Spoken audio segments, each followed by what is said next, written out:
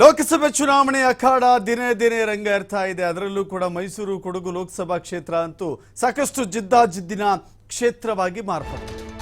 ಕಾಂಗ್ರೆಸ್ ಅಭ್ಯರ್ಥಿ ಎಂ ಲಕ್ಷ್ಮಣ್ ಗೆಲ್ಲಿಸಲಿಕ್ಕೆ ಅನೇಕ ಜನ ಪಣ ತೊಟ್ಟಿದ್ದಾರೆ. ಜಾತಿವಾರು ಸಭೆಗಳನ್ನು ನಡೆಸುವ ಮೂಲಕ ಕಾಂಗ್ರೆಸ್ ನಾಯಕರು ಚುನಾವಣೆಯಲ್ಲಿ ಮುನ್ನುಗ್ತಾ ಇದ್ದಾರೆ. ಮೊನ್ನೆ ದಲಿತ ಸಮುದಾಯದ ಮುಖಂಡರ ಜೊತೆ ಸಭೆ ನಡೆಸಲಾಗಿತ್ತು. ಎಚ್.ಸಿ. ಮಹಾದೇವಪ್ಪ, ಕೆ.ಎಚ್. ಮುನಿಯಪ್ಪ ಮೀಟಿಂಗ್ ಮಾಡಿದ್ರು.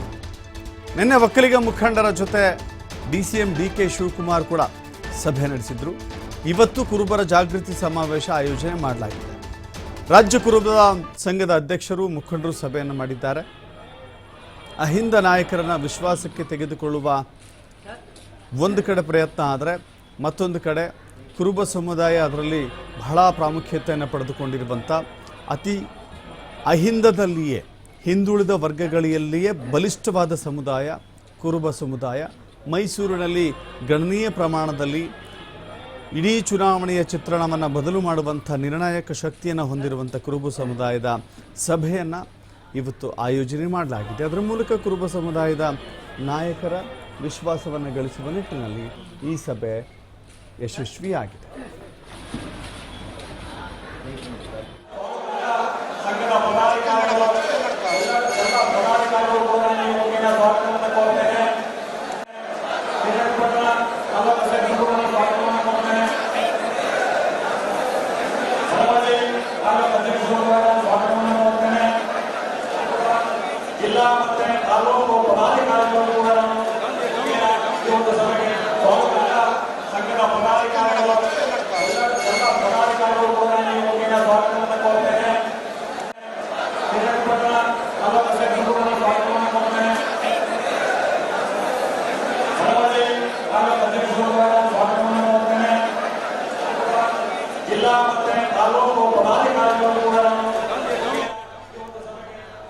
ಮೈಸೂರಿನಲ್ಲಿ ಎಂ ಲಕ್ಷ್ಮಣ್ ಕಾಂಗ್ರೆಸ್ ಅಭ್ಯರ್ಥಿಯಾಗಿದ್ದಾರೆ.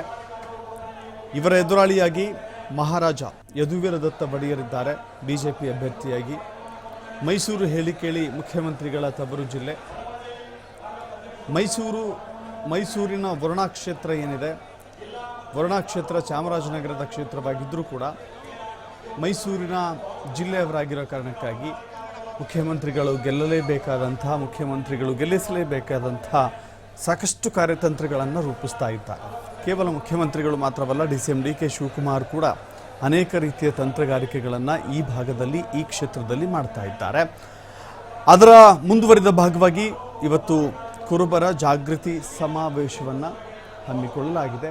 ಇಡೀ ಮೈಸೂರು ಜಿಲ್ಲೆಯ ಕುರುಬ ನಾಯಕರನ್ನು ಮುಖಂಡರನ್ನು ವಿಶ್ವಾಸಕ್ಕೆ ತೆಗೆದುಕೊಳ್ಳುವ ದೃಷ್ಟಿಯಿಂದ, ಅವರ ಮನಗೆಲ್ಲುವ ದೃಷ್ಟಿಯಿಂದ, ಒಗ್ಗಟ್ಟಾಗಿ ಈ ಬಾರಿಯ ಚುನಾವಣೆಯಲ್ಲಿ ನಿರ್ಣಾಯಕ ಪಾತ್ರವನ್ನು ವಹಿಸುವ ದೃಷ್ಟಿಯಿಂದ ಕುರುಬರ ಜಾಗೃತಿ ಸಮಾವೇಶವನ್ನು ಹಮ್ಮಿಕೊಳ್ಳಲಾಗಿತ್ತು. ಅನೇಕ ಕುರುಬ ಸಮುದಾಯದ ಮುಖಂಡರು ಈ ಸಮಾವೇಶದಲ್ಲಿ ಸಭೆಯಲ್ಲಿ ಭಾಗವಹಿಸಿದ್ದಾರೆ. ಅದರ ಮೂಲಕ ಕುರುಬರೆಲ್ಲರೂ ಕೂಡ ಒಗ್ಗಟ್ಟಾಗಿದ್ದೇವೆ, ಕುರುಬ ಸಮುದಾಯ ಒಗ್ಗಟ್ಟಾಗಿದೆ ಎನ್ನುವ ಸಂದೇಶವನ್ನು ಸಾರುವ ನಿಟ್ಟಿನಲ್ಲಿ ಈ ಪ್ರಯತ್ನ ಆಗಿದೆ. ಎಂ ಲಕ್ಷ್ಮಣ್ ಗಮನಿಸ್ತಾ ಇದ್ದೀವಿ. ಎಂ ಲಕ್ಷ್ಮಣ್ನ ಅತ್ಯಂತ ಚುರುಕಾಗಿ ಕಾಂಗ್ರೆಸ್ ವಕ್ತಾರಲ್ಲಿ ಗುರುತಿಸಿಕೊಂಡಿದ್ದರು. ಮಾತ್ರವಲ್ಲ, ಹಾಲಿ ಸಂಸದ ಪ್ರತಾಪ್ ಸಿಂಹ ವಿರುದ್ಧ ಬಹಳ ದೊಡ್ಡ ಮಟ್ಟದ ಹೋರಾಟ, ಒಂದು ದೊಡ್ಡ ಮಟ್ಟದ ಗಳನ್ನು ರೂಪಿಸ್ತಾ ಇದ್ದರು. ಆ ಹಿನ್ನೆಲೆಯಲ್ಲಿ ಇದೀಗ ಎಂ ಲಕ್ಷ್ಮಣ್ ಅವರಿಗೆ ಟಿಕೆಟ್ ಸಿಕ್ಕಿದೆ. ಕಾಂಗ್ರೆಸ್ ಅಭ್ಯರ್ಥಿಯಾಗಿ ಜನಮನ್ನಣೆ ಗಳಿಸುವ ನಿಟ್ಟಿನಲ್ಲಿ ಮುಂದುವರಿತಾ ಇದ್ದಾರೆ.